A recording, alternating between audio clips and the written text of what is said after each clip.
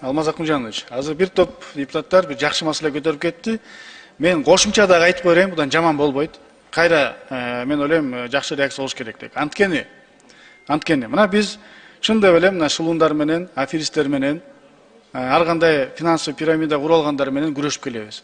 Дээрлик көп учурда уже по факту последствия менен күрөшөбүз да. Уже алдап кеткенден кийин, качып кеткенден кийин, анан отуруп алып могу жерге митинг кылгандан кийин азыр явно эле мына азыр депутаттар да айткандай 3-4 ушундай жаңы ачылган непонятный криптовалютчиктер, аттарын атап эле айтты, MC Coin дейби, дагы бир топ Шерине дейт, дагы бир топ бар кандай нерселер дагы ачыла баштаптыр да. Бул жаңы трендке бир немеге модага айланып атыптыр.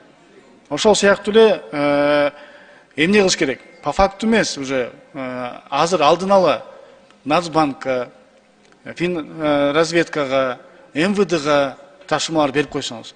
Алар заявление түшмөй сайын кылбайт да, мына иштейт, мына биздин айткан сөздөрүбүз бардыгы заявление болсун. Азыртан баштап ошолор биз текшерип чыкса. Алмаз Акмжанович, бул өтө маанилүү болуп атат.